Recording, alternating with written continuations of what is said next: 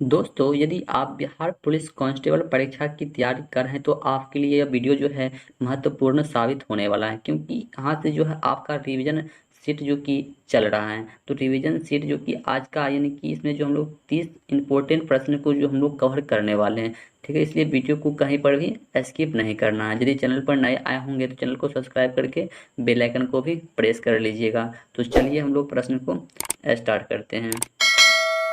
तो प्रश्न है कि निम्नलिखित में से किस अधिनियम के तहत बर्मा भारत में अलग हुआ। बर्मा जो है ये भारत से जो है अलग हुआ है। देखो, ये बर्मा जो है भारत शासन अधिनियम 1935 के तहत जो है ये अलग हुआ है, ठीक है। भारत शासन अधिनियम जो है 1935 के तहत जो है बर्मा जो है ये भारत से अलग हो गया है, यानी कि ऑप्शन नंबर सी जो है बिल्कुल सही है। देखो, आपको साथ ही साथ जो आंसर भी करते जाना है।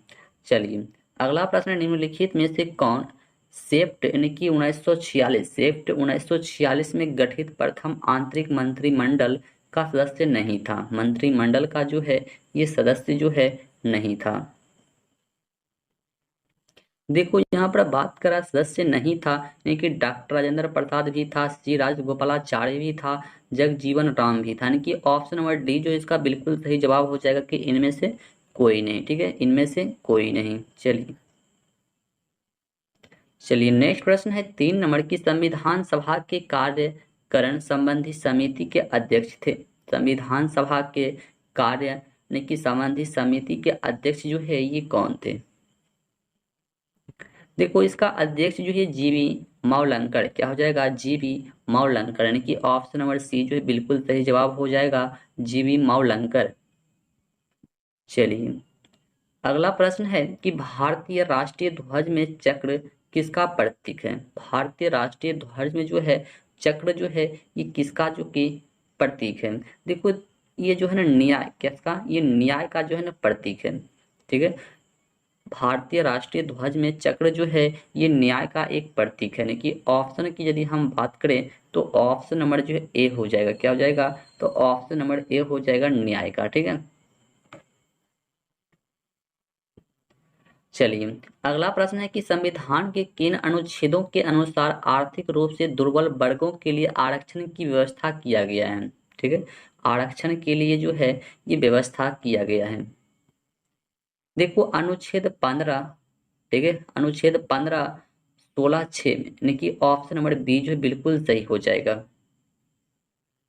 चलिए, अगला प्रश्न है 6 नंबर की, दिल्ली एवं पुडुचेरी को किस संविधान संशोधन के द्वारा राष्ट्रपति चुनाव में भाग लेने का अधिकार दिया गया। भाग लेने का जो कि अधिकार जो है ये दिया गया है।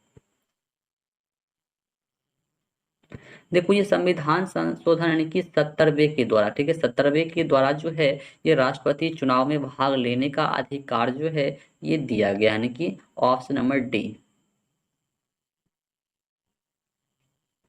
चलिए, अगला प्रश्न है कि उच्च न्यायालय में अपर और कार्यकारी न्यायाधीशों की नियुक्ति अधिकतम कितने समय के लिए हो सकता है। अधिकतम जो है ये कितने समय के लिए हो सकता है, तो अधिकतम मात्र जो है ये 2 वर्ष के लिए जो है हो सकता है, ठीक है। ये जो है केवल 2 वर्ष के लिए ही हो सकता है। चलिए, नेक्स्ट प्रश्न है 8 नंबर की, लोकसभा में अनुसूचित जनजाति के लिए कितनी सीट जो है ये आरक्षित है। लोकसभा में अनुसूचित जाति के लिए जो कितनी सीट जो है ये मतलब जो है आरक्षित किया गया है। देखो, अनुसूचित जाति के लिए टोटल यानी कि 47 सीटें जो है ये आरक्षित जो कि किया गया है, यानी कि ऑप्शन सी जो है बिल्कुल सही है। चलिए, अगला प्रश्न है कि भारतीय राजनीतिक व्यवस्था में कार्यपालिका अधीन रहकर कार्य करती है। भारतीय राज्य व्यवस्था में कार्यपालिका जो है अधीन रहकर जो है ये कार्य करती है। देखो, ये विधायिका, क्या हो जाएगा, विधायिका के अधीन रहकर जो है ये कार्य करता है, यानी कि ऑप्शन बी जो है बिल्कुल सही है। चलिए, अगला प्रश्न है 10 नंबर की, भारत के नियंत्रक एवं महालेखा परीक्षक के पद पर नियुक्त का कार्यकाल जो है ये होता है। नियुक्त का कार्यकाल जो है कितना होता है। देखो, ये 6 वर्ष का होता है, ठीक है, 6 वर्ष का होता है। भारत के नियंत्रक एवं महालेखा परीक्षक पद का नियुक्ति का कार्यकाल जो है ये 6 वर्ष का होता है। ठीक है, टोटल का 6 वर्ष।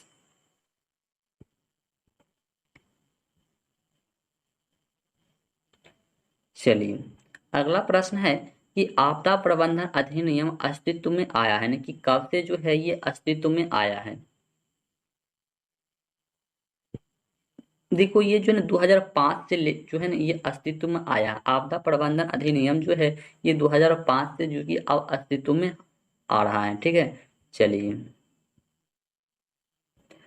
अगला प्रश्न है कि वित्त विधेयक का उपबंध किस अनुच्छेद में किया गया है। वित्त विधेयक का उपबंध जो है किस अनुच्छेद में जो है ये किया गया है। देखो ये जो है ना अनुच्छेद 117 में जो है किया गया। ठीक है, अनुच्छेद यानी कि आर्टिकल 117 में जो है वित्त विधेयक का उपबंध जो है ये किया गया है, यानी कि ऑप्शन नंबर बी जो भी बता रहे हैं उसका बिल्कुल सही है। चलिए, अगला प्रश्न है निम्नलिखित में से कौन सा विषय समवर्ती सूची का है, यानी कि ऐसा कौन सा विषय है जो कि क्या है समवर्ती सूची का है।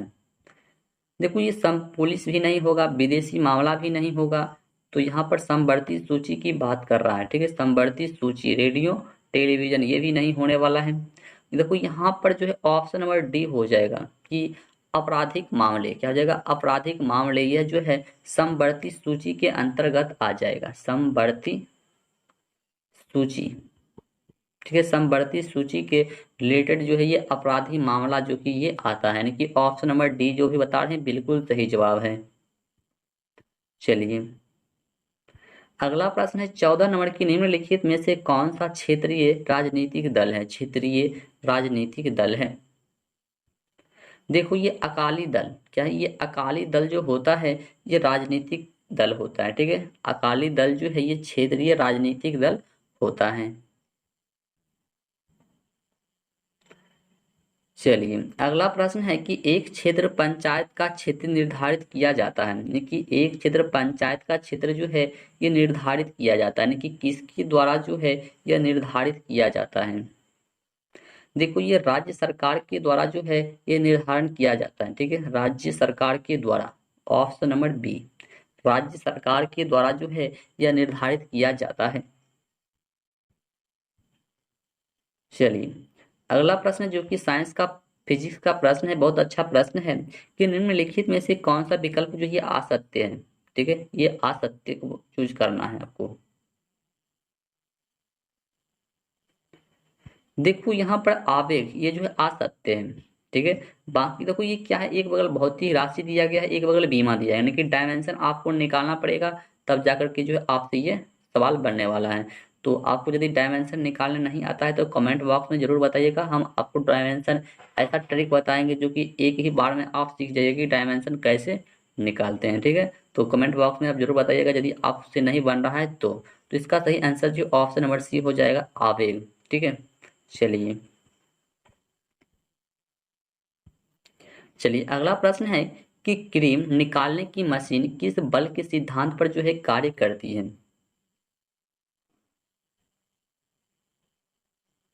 देखो क्रेन निकालने की मशीन जो है ये किस पर कार्य करती है, या जो आप केंद्रीय बल के सिद्धांत पर जो है यह कार्य करती है। ठीक है, अब केंद्रीय बल के सिद्धांत पर कार्य करती है। चलिए, अगला प्रश्न है कि यदि किसी वस्तु की द्रव्यमान आधी किया जाए तो गतिज ऊर्जा जो है ये क्या हो जाएगा। देखो किसी द्रव्यमान मतलब क्या कर रहा है कि वस्तु का द्रव्यमान यदि हम आधा कर दें और गतिज ऊर्जा क्या हो जाएगा, गतिज ऊर्जा जो है ये क्या हो जाएगा। देखो गतिज ऊर्जा जो है उससे भी आधी हो जाएगा, यानी कि ऑप्शन नंबर ए जो है बिल्कुल सही जवाब, जो भी बता रहे हैं बिल्कुल सही है, आधी हो जाएगी। ठीक है, आधी। चलिए, अगला प्रश्न है 19 नंबर की द्रवों की खुली सतह पर दाब बढ़ाने पर उसका क्वथनांक जो है ये क्या होगा।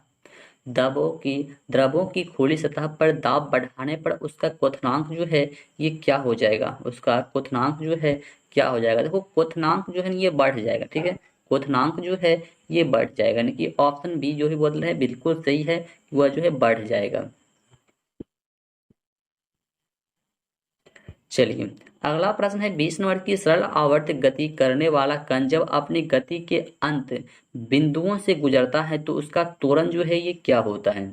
तो उसका त्वरण जो है कैसा होगा?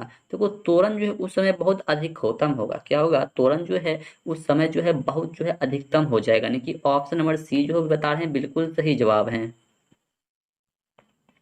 चलिए, अगला प्रश्न है 21 नंबर की, टेलीविजन में किस विद्युत चुंबकीय तरंग का उपयोग होता है? टेलीविजन में जो है किस विद्युत चुंबकीय तरंग का जो है ये उपयोग किया जाता है, यानी कि टेलीविजन में।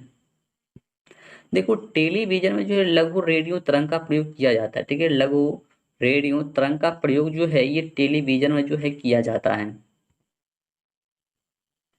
चलिए, नेक्स्ट प्रश्न है 22 नंबर की, ध्वनि किस गुण के कारण धीमी या मंद सुनाई देती है?